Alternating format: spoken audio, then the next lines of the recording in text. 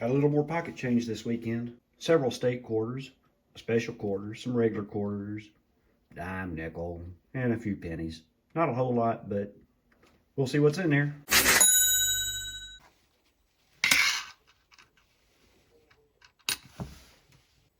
First up is George Waters Clark from Indiana.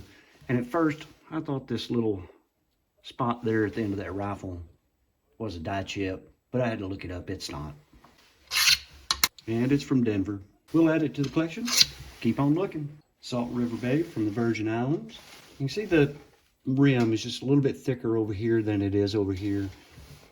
Normally I would hang on to something like that just because it's cool, but it's not, doesn't add any value, and it is within tolerance. So, and it's from Philly, Massachusetts, from Denver, Colorado, and how appropriate that is from Denver.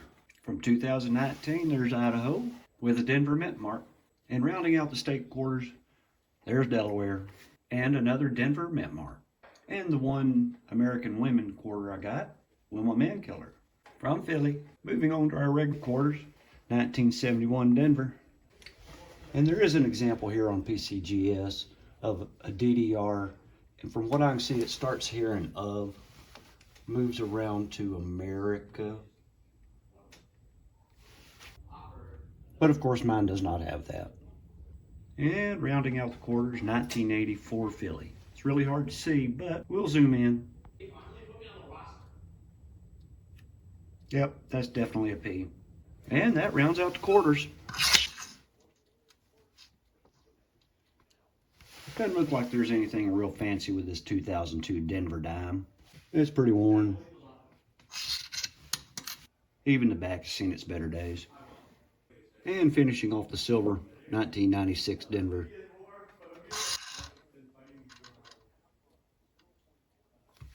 Pretty beat up, in bad shape, but so we'll move on to the pennies. First up is 1999. And unfortunately, it is not a wide AM. If that was a wide AM, we could be talking some serious dollars. A wide AM not in great shape could be worth $60. Mine's probably not worth that much because it's not in that great a shape, but see what they're worth. Now I do have 112 1999 penny in my collection. And one of these days I'll search through those, see if I can find that wide AM. And then we get to 2000 Denver. And I don't see anything exciting about this one. Same with this 1996 Denver. And the next one is beaten up so bad I can just barely read the date. I would like to say that's a 1983. It probably is. It's just really difficult. Don't think it's an 88, but it could be. I'm going to call it an 83. Even the back is pretty worn and deteriorated. Anyway, that winds up the pocket change from this past weekend. Hope you guys enjoyed. Sorry we didn't find anything really cool, but one of these days we will. Thank you for watching, Coin Nerd. Maybe the next vid will be better.